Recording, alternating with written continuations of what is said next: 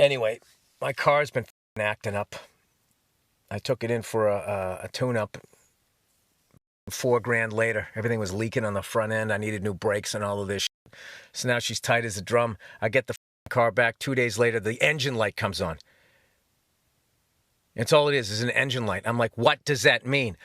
So I pull over. I got my cell phone flashlight underneath the car. I'm looking for something to leak because I don't want anything to seize up. Like, what the is going on here? So after the holidays, I got to bring that back. You know, I was disappointed with the tune-up. I thought it was running pretty good, and a few days later. So anyway, lady listener, I promise you guys, this podcast is going to mercifully end soon. Okay? But I will go a little bit longer for those of you that are in a relationship that you know you're getting out of in 2025. You just can't do it around this time. Okay? Know that I support you and that, you know, you will feel so much better. So much better. If in fact that is the right decision. But you have to figure out, did you quit on it? And maybe if you just put a little more work into it, because that's what I always learn a lot in my relationship.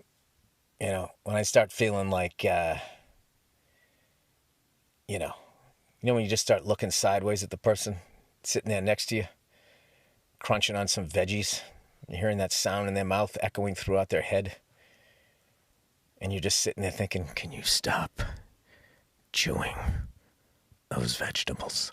Yeah, that's when it's time to be, hey, we should, let's go see a movie.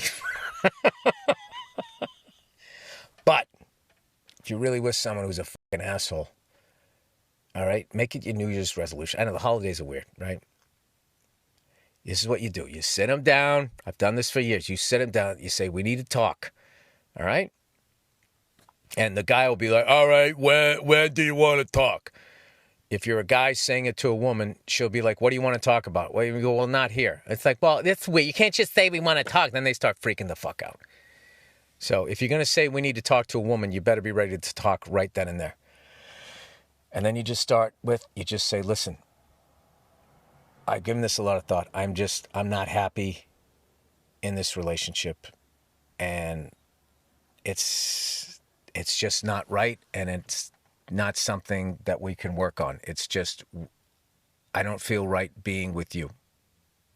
That's it.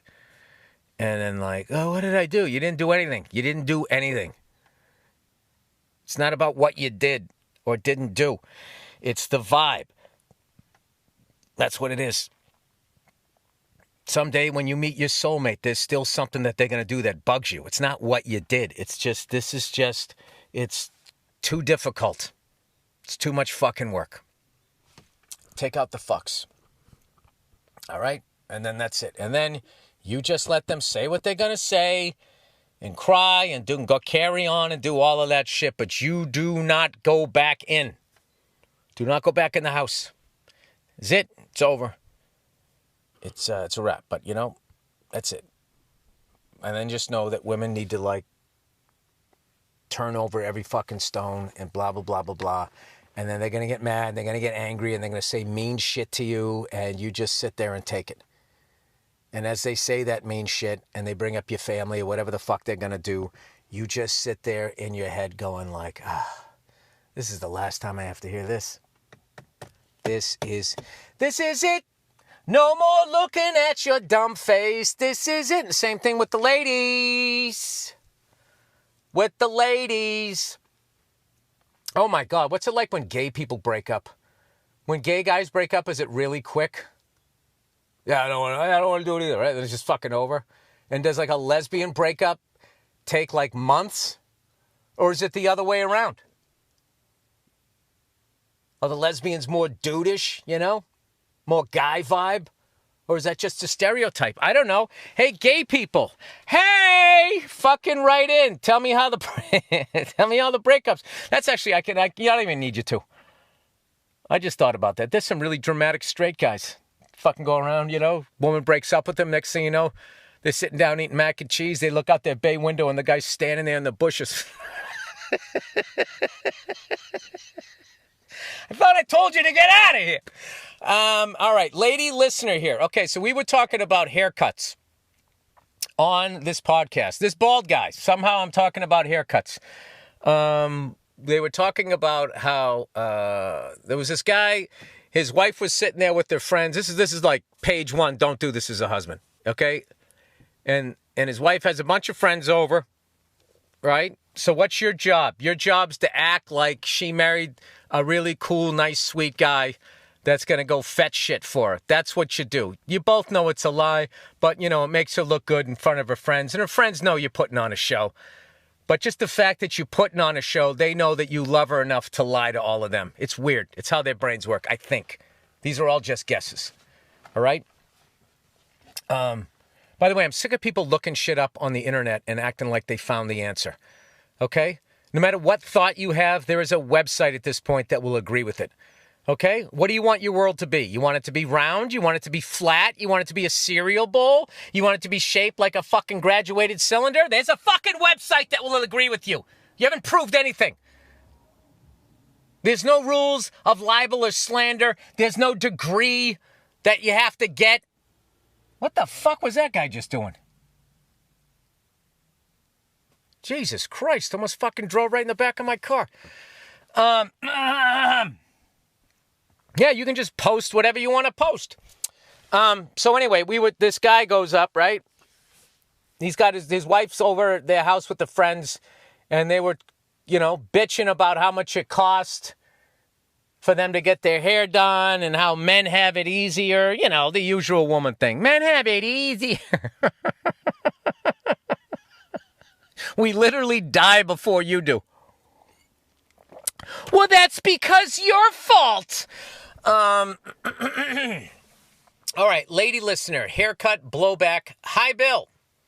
Oh, so people have been weighing in on this thing about like, well, guys get their haircut more frequently. Black guys go to the barbershop like every 7 to 10 days. There's a lot of variables. Like analytics people would love this. So a lady listener's writing in. Love when the ladies write in. Lady listener here, living in LA. Hairstylists are getting absolutely out of control with their pricing here. The last time I got it done in the city, it was $450 for highlights, no cut. Plus, they expect a 20% tip. So that's, let's see, 20 on the 100. That's $80, $90. So that is a $540 haircut just to fucking have your hair be a little sun-kissed. The craziest part is these days a blow dry doesn't even come with the service. Yeah, that's all corporate decisions, just trying to make more money and more money and more money. That was an extra $60. So I had to walk out with sopping long wet hair, shivering, not even knowing how the color turned out. Are you fucking kidding me? I swear to God, the way that businesses treat their customers, there is no fucking way. If I ran Billy's hair salon, right? Billy Highlights, Billy Blow Dry.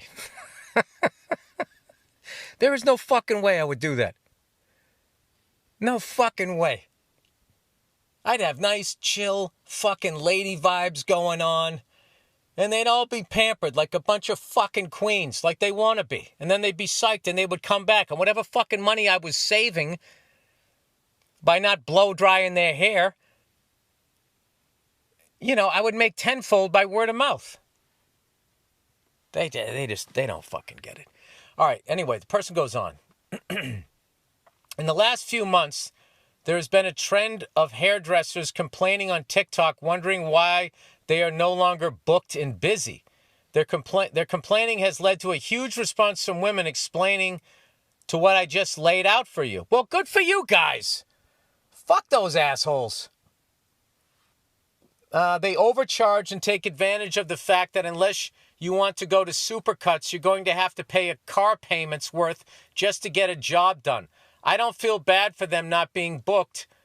And the past few years, I found it was cheaper to get it done when I visit my husband's hometown a couple times a year. They do a better job in a shorter time, and I get to hear a bunch of women drop their R's. Oh, they're in Boston. Merry Christmas, Bill. That's great. Yeah, I don't understand, like, these fucking corporate people. Oh, they just, They can't just make money off of a customer. They have to fuck them. They're not happy unless they're balls deep in you and they just fucked you and got all your fucking information. I'm telling you, it was inevitable. What happened to that guy in New York? It was fucking inevitable. You can't push people like that. And then all you need is one fucking, you know, the reason why you don't walk down the street talking shit is you're going to run into a person who doesn't give a fuck. Forget about crazy people. So if you're going around treating people, sorry, I had a cigar. Which, by the way, first of the year, I'm going another 100 days. Which means I've been smoking like a fucking chimney. Anyway, if you're going to treat people like that, eventually you're going to do it to somebody who is a little mentally unstable or just does not give a fuck. And that shit's going to happen. All right, worse than the Santa lie.